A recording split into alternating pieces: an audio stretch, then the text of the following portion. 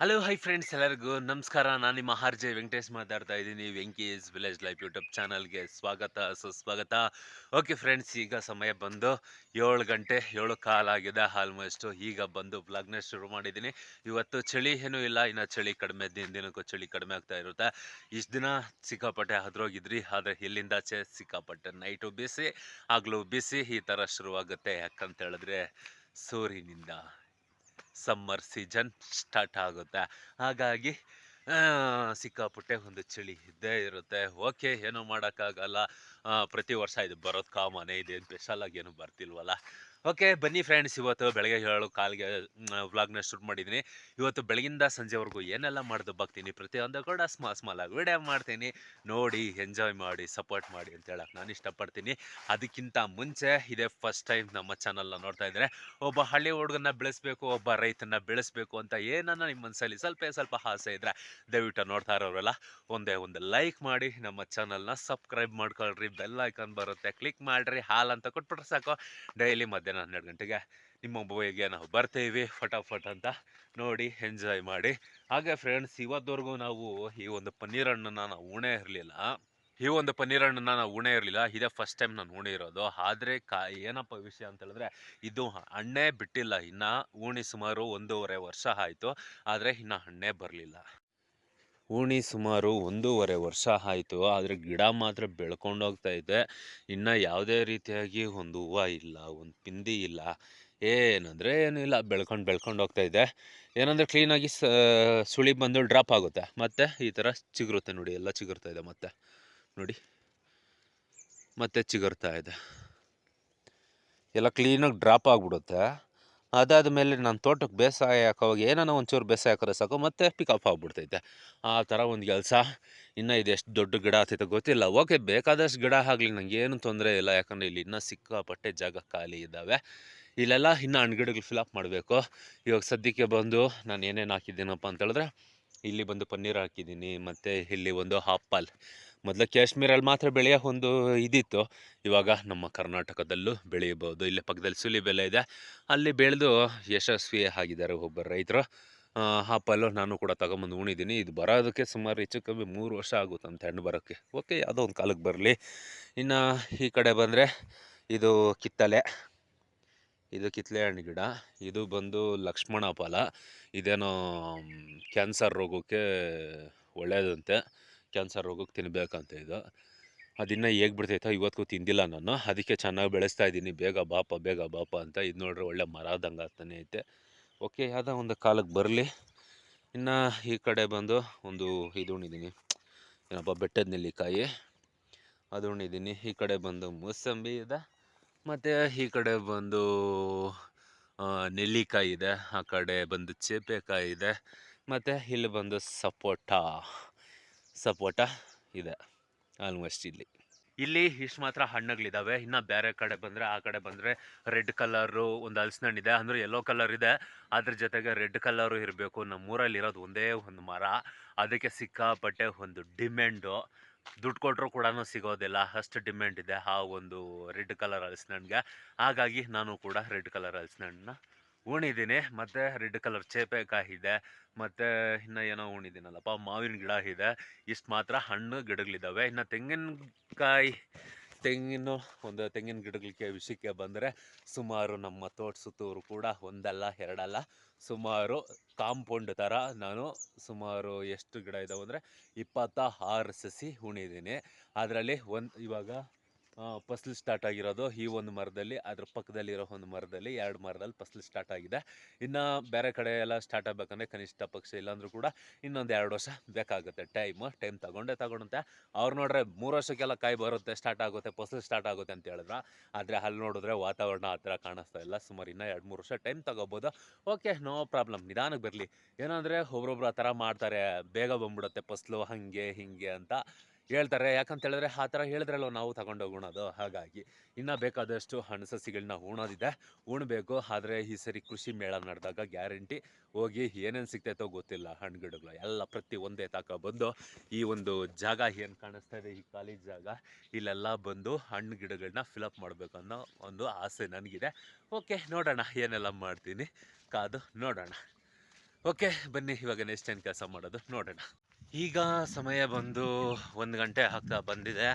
Time ಏನಂದರೆ ಇವಾಗ current ಬಂದಿದೆ, 12ವರೆಗೆಲ್ಲ ಕರೆಂಟ್ ಬಂತು. ಯಾಕೋ ಗೊತ್ತಿಲ್ಲ, ರಾತ್ರಿ ಸರಿಯಾಗಿ ನೀರು ಬಂದು ಓಡಿರಲಿಲ್ಲ. ಹಾಗಾಗಿ ಒಮ್ಮೆ ನೋಡ್ಕೊಂಡು ಹೋಗೋಣ ಅಂದ್ಬಿಟ್ಟು ಬಂದೆ. ಏನು ಸಿಕ್ಕಾಪಟ್ಟೆ ಬಿಸಿಲು ಬಿಸಿಲು ಬಿಸಿಲು. ಇಷ್ಟು ದಿನ ಆದರೂ ಸ್ವಲ್ಪ ತಣ್ಣಗಿತ್ತು, ಪರವಾಗಿರಲಿಲ್ಲ. ಇಲ್ಲಿಂದಾಚೆ ಇರೋಕ್ಕೆ ಆಗೋದಿಲ್ಲ. ನೋಡಬೇಕು ಏನೇನಾಗುತ್ತೋ ಏನೇನಿಲ್ಲ ಗೊತ್ತಿಲ್ಲ. ಆದಷ್ಟು ಬೇಗ ಒಂದೊಂದು ವರ್ಷ ಶಿವರಾತ್ರಿ ಯುಗಾದಿಗೆ ಮುಂಚೆನೇ ಮಳೆ ಬಂದ್ಬಿಡುತ್ತೆ. ಆ ಥರ ಈ ಸರಿ ಏನನ್ನ ಆಗ್ಬಿಟ್ರೆ ದೇವ್ರಿದ್ದಕ್ಕೆ ಅಷ್ಟೇ ಸಾಕು. ಏನಂದರೆ ತಂಪಾಗೂ ಇರುತ್ತೆ, ಮತ್ತು ಜೀವಧಾನಿಗಳಿಗೆ ಮೇವು ಕೂಡ ಸಿಗುತ್ತೆ. ನಾವು ಬಿಡಿ ಮನುಷ್ಯರು ಯಾರನ ತಲೆ ಒಡೆದಾದ್ರೂ ಜೀವನ ಮಾಡಿಬಿಡ್ತೀವಿ ಅಲ್ವೇ? ಹಾಂ, ಆದರೆ ಪ್ರಾಣಿಗಳು ಆಗಿಲ್ಲ. ಜೀವನ ಮಾಡಬೇಕಂದ್ರೆ ಮಳೆ ಬೀಳಲೇಬೇಕು, ಅವಕ್ಕೋಸ್ಕರ ಆದರೂ ಓಕೆ ನೋಡೋಣ ಕಾದು. ಹಚ್ಚ ಹಸಿರು ಅನ್ನೋದೇ ಇಲ್ಲ. ಗೆನ್ಮಿಗಳು ನೋಡಿ, ಎಲ್ಲಿ ನೋಡಿದ್ರು ಹಸಿರು ಅನ್ನೋದೇ ಕಾಣಿಸ್ತಾ ಇಲ್ಲ. ಆ ಬೇಲೆ ಮಾತ್ರ ಹಸಿರುಗದೆ ಅದು ಒಣಗೋತದೆ ನೋಡಿ. ಆಲ್ಮೋಸ್ಟ್ ಅದೇನೋ ಹಚ್ಚಗೈತೆ, ಅದೇನು ಸಾರಾಂಶ ಸಿಕ್ತು, ಎಲ್ಲೋ ನೀರಿಗೆಲ್ಲ ಸಿಕ್ಕಿರ್ಬೇಕು ಅದು ಬೇರ್ಗೆ ಮೋಸ್ಟ್ಲಿ, ಅದಕ್ಕೆ ಹಂಗಿದಾವೆ. ಇನ್ನು ನೋಡಿ ಇವೆಲ್ಲ ಕಂಪ್ಲೀಟಾಗಿ ಒಣ್ಕೊಂಡೋಗ್ಬಿಟ್ಟವಿ. ಇವೆಲ್ಲ ಕಂಪ್ಲೀಟಾಗಿ ಒಣ್ಕೊಂಬಿಟ್ಟೋಗ್ಬಿಟ್ಟಿದೆ. ಹೊಂಗೆ ಮರ ಮಾತ್ರ ಚಿಗುರ್ಕೊಂಡೈತೆ, ಯಾಕಂತ ಹೇಳಿದ್ರೆ ಎಲೆ ಎಲ್ಲ ಉದ್ರಿ ಮತ್ತೆ ಚಿಗುರ್ಕೊಂಡ್ಬಿಟ್ಟೈತೆ ಅದಂತೂ. ಓಕೆ, ಕರೆಂಟು ಕೂಡ ಬಂದಿದೆ, ಸಂಪಿಗೆ ನೀರು ಓಡ್ತಾ ಇದೆ. ಇನ್ನು ಸದ್ಯಕ್ಕೆ ನೀರೇನು ಬಿಡೋದಿಲ್ಲ ತೋಟಕ್ಕೆ, ಇನ್ನು ಸಂಜೆ ಬಂದು ಬಿಟ್ಕೊಳ್ಳೋಣ. ಇಷ್ಟು ದಿನ ಇಲ್ಲೊಂದು ಕಡ್ಡಿ ನೆಟ್ಟಿದ್ದೆ, ನಿಮ್ಗೆ ಆಲ್ಮೋಸ್ಟ್ ಹಿಂದಿನ ಒಂದು ವಿಡಿಯೋಗಳು ನೋಡಿದ್ರೆ ನಿಮ್ಗೆ ಗೊತ್ತಾಗಿರ್ಬೋದು. ಕಡ್ಡಿ ಉಣಿದ್ದೆ. ಆ ಒಂದು ಕಡ್ಡಿ ಎಂಥ ಕಡ್ಡಿ ಉಣಿದ್ರೂ ಕೂಡ ಮುಗ್ಗಿ ಹೋಗೋದು, ಯಾಕಂತ ಹೇಳಿದ್ರೆ ನೀರು ಬೀಳ್ತಾ ಇರೋದು. ಹಾಗಾಗಿ ಈ ಥರ ಒಂದು ಪ್ಲ್ಯಾನ್ ಮಾಡಿದೆ. ಒಂದು ಕಲ್ಕುಚ್ಚು ಕಿತ್ಕೊಂಡು ಬಂದು ಇಲ್ಲಿ ಉಣಿದ್ದೀನಿ. ಇದೇನಕ್ಕಪ್ಪ ಅಂತ ಹೇಳಿದ್ರೆ ಡ್ರಮ್ಗಳಿಗೆ ನೀರು ಹಿಡಿತೀವಿ ನಾವು, ಕೈಗಳು ತೊಳೆಯೋಕ್ಕೆ, ಮುಖ ತಿಕ್ಕ ತೊಳೆಯೋಕ್ಕೆ, ಮತ್ತು ಹಣ್ಣು ಗಿಡಗಳಿಗೆ ನೀರೆಲ್ಲ ಅಟ್ಟಬೇಕಾದ್ರೆ ಇದರಲ್ಲೇ ನಾವು ಯೂಸ್ ಮಾಡೋದು. ಮತ್ತು ಔಷಧಿ ಹೊಡಿಬೇಕಾದ್ರೂ ಕೂಡ ಇದೇ ಇಲ್ಲೇ ಒಂದು ಇಟ್ಕೊಳೋದು. ಅಲ್ಲೊಂದು ಎಲ್ಬೋ ಹಾಕಬೇಕು, ಮುರಿದೋಗೈತೆ. ಒಂದು ಎಲ್ಬೋ ಒಂದು ತಗೊಂಬಂದು ಹಾಕ್ಬಿಟ್ರೆ ಆರಾಮಾಗಿ ಇಲ್ಲಿ ಡ್ರಮ್ ತುಂಬಿಸ್ಕೋಬೋದು. ಇನ್ನು ಎಷ್ಟೇ ವರ್ಷ ಆದರೂ ಕೂಡ ಏನು ಟೆನ್ಷನ್ನೇ ಇಲ್ಲ, ಯಾಕಂದರೆ ಕಲ್ಕುಚ್ಚಿ ಉಣಿರೋದು. ಹಾಗೆ ಕಂಬಿ ಕೂಡ ಎಳ್ದು ಕಟ್ಟಿದ್ದೀನಿ, ಬಿಗಿಯಾಗಿರ್ತದೆ. ನಮ್ಮ ತೆಂಗಿನ ಗಿಡಗಳು ಕಣ್ರಿ, ಎಷ್ಟೇ ಬರಗಾಲ ಬಂದರೂ ಕೂಡ ಗೆರೆಗಳು ಒಣಗಿ ಬಿಡ್ಲತ್ತಾ ಇರ್ತಿದ್ದೆ, ಚಿಗುರ್ಕೊಂಡು ಮೇಲೆ ಓದ್ತಾ ಇರ್ತಿದ್ದೆ. ಹಾಗೆ ತೆಂಗಿನಕಾಯಿ ತೋರಿಸಿ ತುಂಬ ದಿನ ಆಯ್ತಲ್ವ. ಇದು ಫಸಲು ಚೆನ್ನಾಗಿ ಕೊಡೋಕ್ಕೆ ಸ್ಟಾರ್ಟ್ ಆಗ್ಬಿಡ್ದು ನೋಡಿ. ಒಳ್ಳೆ ಮುತ್ಕೋಸ್ದಂಗಿದೆ ಆಲ್ಮೋಸ್ಟು. ಇನ್ನೂ ಒಂದೊಂದು ಮರಗಳಲ್ಲಿ ಇನ್ನೂ ಒತ್ತಗಿರುತ್ತೆ, ನಮ್ಮದು ಇಷ್ಟು ಮಾತ್ರಕ್ಕಿದೆ. ಇದೆಲ್ಲ ಮನೆಗೆ ಬಿಟ್ಕೊಂಡಿದ್ದೀವಿ. ಏನಂದರೆ ಇಲ್ಲಿಂದಾಚೆ ತೆಂಗಿನಕಾಯಿಗಳು ತರೋದು ತಪ್ಪುತ್ತೆ, ಹಾಗಾಗಿ ಬಿಟ್ಕೊಂಡಿದ್ದೀನಿ. ತೆಂಗಿನಕಾಯಿಗೆ ಆಗುತ್ತೆ. ಮತ್ತು ಈ ಮರ ಕೂಡ ಫಸಲು ಕೊಡೋಕೆ ಸ್ಟಾರ್ಟ್ ಆಗ್ಬಿಟ್ಟೈತೆ. ಇದೆಲ್ಲ ನಾನು ಯೂಟ್ಯೂಬ್ ಶುರು ಮಾಡಿದಾಗ ಸಣ್ಣ ಸಣ್ಣ ಗಿಡಗಳು.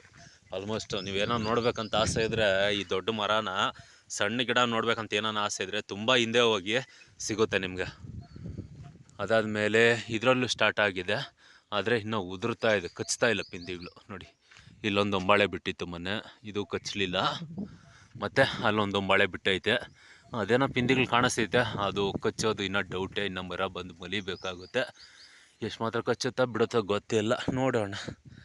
ಏನು ಸಿಕ್ಕಾಪಟ್ಟೆ ಬಿಸಿಲು, ಎಲ್ಲಿ ನೋಡಿದ್ರು ಒಂಥರ ನೋಡೋಕ್ಕೆ ಬೇಜಾರಾಗ್ತಾಯಿತ್ತು ನೋಡಿ. ಮರಗಳೆಲ್ಲ ಒಣಕೊಂಡೋಗಿಲ್ಲ, ಎಲೆಗಳೆಲ್ಲ ಉದುರೋಗಿರೋದು ಮತ್ತೆ ಚಿಗುರುತ್ತೆ. ಆದರೆ ನಮ್ಮ ಸಿಲ್ವರ್ ಮಾತ್ರ ಚಿಗುರೋದಿಲ್ಲ, ಯಾಕಂತ ಹೇಳಿದ್ರೆ ಇದಕ್ಕೆ ಶಿಲ್ಲೊಡ್ದು ಈ ವರ್ಷ ಹೋದ ವರ್ಷ ಮಳೆ ಬಿತ್ತಲ್ವಾ, ಒಂದು ಟೈಮಲ್ಲಿ ಶಿಲ್ಲೊಡ್ದ್ಬಿಟ್ಟು ಮರಕ್ಕೆ ಒಣಗೋಯ್ತು ಸಂಪೂರ್ಣವಾಗಿ ಕ್ಲೀನಾಗಿ ಈ ಒಂದು ಸಿಲ್ವರ್ ಗಿಡ. ಅದು ನಾನು ತಗೊಂಡು ಬಂದಿದ್ದಂತೂ ಅಲ್ಲ, ದುಡ್ಡು ಕೊಟ್ಟು. ಇನ್ನು ಇದು ಆ ಬೇವಿನ ಮರ ಕಾಣಿಸ್ತೈತಲ್ಲ, ಅದು 20 ರೂಪಾಯಿ, ಇದು 20 ರೂಪಾಯಿ. ಮತ್ತು ಹಕ್ಲಿ ಪಾರಮ್ಮು ಅದು 15 ರೂಪಾಯಿ ಕೊಟ್ಟು ತಂದಿದ್ದೆ. ಇವೆಲ್ಲ ಚೆನ್ನಾಗಿ ಇದ್ದಾವೆ. ಇದು ನಾನು ದುಡ್ಡು ಕೊಟ್ಟೆ ಅಂತ ತೊಗೊಂಡು ಬಂದಿಲ್ಲ, ಸಿಲ್ವರ್ ಗಿಡ. ಇದು ನಾನು ಹಸುಗಳಿಗೆ ಹುಲ್ಲೆರಕ್ಕೆ ಹೋದಾಗ, ಒಂದು ಎಸ್ಟೇಟ್ಗೆ ಹೋದಾಗ ಅಪ್ಪನ್ನ ಕೇಳಿದೆ ನಾನು, ಸಿಲ್ವರ್ ಗಿಡ ಕೊಡಪ್ಪ ಪುಣ್ಯಾತ್ಮ ಅಂತ. ನಮ್ಮ ಯಜಮಾನ ಬೋಯ್ತಾನೆ ಹಂಗೆ ಅಂದ. ನಾನು ಹುಲ್ಲು ಕೊಯ್ಕೊಬರಕ್ಕೆ ಹೋಗಿದ್ನಲ್ವ, ಹುಲ್ಲಲ್ಲೇ ಮುಚ್ಚಿಕೊಂಡು ಬಂದೆ, ಉಣ್ದೆ ನೋಡಿ. ಇಷ್ಟುದ್ದ ಮರ ಹಾಕಿತ್ತು, ಶಿಲ್ಲೊಡಿತು, ಹೊಲ್ಟೋಯ್ತು. ಅದಕ್ಕೆ ಹೇಳೋದು, ಕಷ್ಟಪಡ್ದಿರ ಬಂದಿದ್ದು ನಮ್ಮ ಹತ್ರ ನಿಲ್ಲಲ್ಲ, ಕಷ್ಟಪಟ್ಟು ಸಂಪಾದನೆ ಮಾಡಿದ್ದು ಯಾವತ್ತಿಗೂ ನಮ್ಗೆ ಬಿಟ್ಟೋಗಲ್ಲ ಅಂತ ಉದಾಹರಣೆನೇ ಈ ಗಿಡಗಳೇ ಸಾಕ್ಷಿ. ಇದಕ್ಕೆ ದುಡ್ಡು ಕೊಟ್ಟು ತಗೊಂಬಂದಿಲ್ಲ, ಫ್ರೀಯಾಗಿ ತಗೊಂಬಂದೆ. ದೊಡ್ಡ ಮರ ಆಗಲಿ ಅಂತ ಆಸೆ ಪಟ್ಟೆ, ಶಿಲ್ಲೊಡ್ದು ಹೊಲ್ಟೋಯ್ತು, ಏನು ಮಾಡೋಕ್ಕಾಗಲ್ಲ, ನಾವು ನಾನೇ ಬರ. ಇವೆರಡು ತಗೊಂಡು ಬಂದು ಉಣಿದ್ದು. ಸೆಂಟ್ರಲ್ಲಿ ಆ ಕಡೆ ಬಂದು ಒಂದು ಮರಿ ಹಾಕ್ಬಿಟ್ಟೈತಿ. ಮರಿ ಅಂದರೆ ಇದು ಬೇರೆ ಹೋಗಿತ್ತಲ್ವ, ಆ ಬೇರಲ್ಲೇ ಚಿಗುರ್ಕೊಂಡು ಹುಟ್ಟೈತೆ. ಅದು ಕೂಡ ಮರ ಆಗಲಿ ಅಂತ ಬಿಟ್ಬಿಟ್ಟಿದ್ದೀನಿ. ಓಕೆ, ಇನ್ನು ಕರೆಂಟು 12:30ಗೆ ಬಂದಿರೋದು ಇವತ್ತು. ಸಂಜೆ 4:30 ಗಂಟೆ ಇರುತ್ತೆ ಕರೆಂಟು. ಸಂಪಿಗೆ ನೀರು ಓಡಲಿ, ಅದಾದಮೇಲೆ ತೋಟಕ್ಕೆ ನೀರು ಹಾಯಿಸ್ಕೊಳ್ಳೋಣ. ಈಗ ಸಮಯ ಬಂದು 4 ಗಂಟೆ ಆಗಿದೆ. ಮೋಟಾರ್ ಆನ್ ಮಾಡೋಣ. ತೋಟಕ್ಕೆ ಅವಾಗಲೇ ಬಂದ್ರಿ, ಆದರೆ ಇನ್ನೊಂದು ಸ್ವಲ್ಪ ತೊಡಲಿ, ಸ್ಟಾಕ್ ಆಗಲಿ ಸೊಂಪಲ್ಲಿ, ಆಮೇಲೆ ಬಿಟ್ಕೊಳ್ಳೋಣ ಅಂತ ಇಷ್ಟೊತ್ತು ತೊಂಡೆಕಾಯಿ ಬಿಡಿಸ್ಕೊಂಡಿದ್ರಿ ಕಣ್ರಿ. ಇವಾಗ ಕರೆಂಟು ಇದೆ, ತೊಂಡೆ ಗಿಡಕ್ಕೆ ನೀರು ಕೂಡ ಹಾಯಿಸೋಣ ಅಂದ್ಬಿಟ್ಟು ಹೋಗ್ತಾ ಇದ್ದೀನಿ. ಇನ್ನು ಮೋಟ್ರೇನೋ ಆನ್ ಮಾಡಿದ್ದಾಯಿತು, ಇವಾಗ ಗೇಟ್ ವಾಲ್ ತಿರ್ಸ್ಬೇಕು ನೆಕ್ಸ್ಟ್. ಹಾಗಾಗಿ ಗೇಟ್ ವಾಲ್ ಹತ್ಕೋಗೋಣ ಬನ್ನಿ. ಗೇಟ್ ವಾಲ್ ಬಂದು ಇಲ್ಲಿದೆ. ಪುದೀನ ಕಾಣಿಸೋದೇ ಇಲ್ಲ ನಮ್ಮ ಗೇಟ್ ವಾಲ್. ಇವಾಗ ಚೆನ್ನಾಗಿ ಕಾಣಿಸ್ತಾ ಇದೆಯಲ್ಲ ಗೇಟ್ ವಾಲ್. ಇದನ್ನು ತಿರ್ಸ್ಕೊಳ್ಳೋಣ.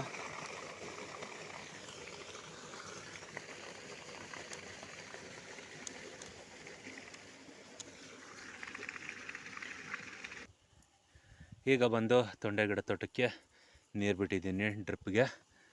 ನೋಡ್ತಾ ಇದ್ದೀರಲ್ವ, ಓಡ್ತಾ ಇದ್ದೀವಿ.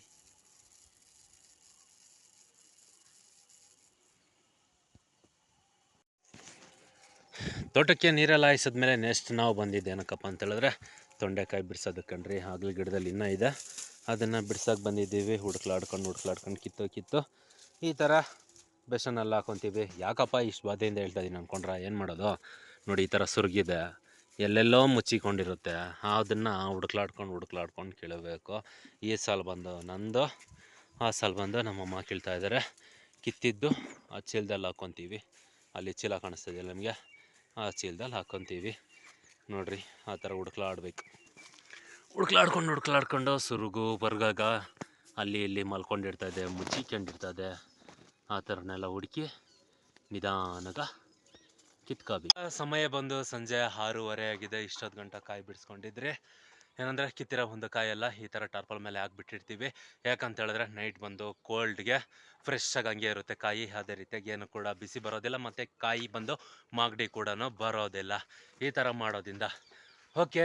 ಇಷ್ಟೊತ್ತು ಗಂಟೆ ಆಯಿತು ಕೆಲಸ. ಇನ್ನು ಸಂಜೆ 6:30 ಆಗಿದೆ. ಇನ್ನು ಕತ್ಲಾಗ್ತಾ ಬರ್ತಾ ಇರುತ್ತೆ, ಸೂರ್ಯ ಕೂಡ ಮುಳುಗ್ತಾ ಇದ್ದಾನೆ. ಓಕೆ, ಇನ್ನು ಏನಿದ್ರು ಬಂದು ನಾಳೆ ಕೆಲಸ ಕಂಟಿನ್ಯೂ ಮಾಡೋದು ಅಷ್ಟೇ ಕೆಲಸ. ಓಕೆ ಫ್ರೆಂಡ್ಸ್, ನೋಡಿದ್ರಲ್ಲ ಇವತ್ತು ಬೆಳಗಿಂದ ಸಂಜೆವರೆಗೂ ಹೇಗೆಲ್ಲ ಇತ್ತು ನಮ್ಮ ರೂಟೀನ್ ಅಂತ. ಈ ವಿಡಿಯೋ ಏನಾದರೂ ನಿಮ್ಗೆ ಇಷ್ಟ ಆಗಿದ್ರೆ, ಒಬ್ಬ ಹಳ್ಳಿ ಹುಡುಗನಿಗೆ ಬೆಳೆಸಬೇಕು, ಒಬ್ಬ ರೈತನ ಸಪೋರ್ಟ್ ಮಾಡಬೇಕಂತ ಏನನ್ನ ನಿಮ್ಮ ಮನಸ್ಸಲ್ಲಿ ಸ್ವಲ್ಪ ಆಸೆ ಇದ್ದರೂ ಸಹಿತ ನೋಡ್ತಾ ಇರೋರಲ್ಲ ಒಂದೇ ಒಂದು ಲೈಕ್ ಮಾಡಿ. ಇದೇ ರೀತಿಯಾಗಿ ಡೈಲಿ ನಮ್ಮ ವೀಡಿಯೋಗಳನ್ನ ನೀವು ನೋಡಬೇಕಂದ್ರೆ ನಮ್ಮ ಚಾನಲ್ನ ಸಬ್ಸ್ಕ್ರೈಬ್ ಮಾಡಿ. ಡೈಲಿ ಮಧ್ಯಾಹ್ನ 12 ಗಂಟೆಗೆ ನಿಮ್ಮ ಮೊಬೈಲ್ಗೆ ನಾವು ಫಟಾಫಟ್ ಅಂತ ಬರ್ತೀವಿ. ನೋಡಿ, ಎಂಜಾಯ್ ಮಾಡಿ, ಸಪೋರ್ಟ್ ಮಾಡಿ ಅಂತ ಹೇಳಕ್ಕೆ ನಾನು ಇಷ್ಟಪಡ್ತೀನಿ. ಓಕೆ ಫ್ರೆಂಡ್ಸ್, ಇವತ್ತಿನ ಕತೆ ಬಂದಿಷ್ಟು. ಮತ್ತೆ ನಾಳೆ ನಿಮ್ಗೆ ನಾನು ಸಿಗ್ತೀನಿ.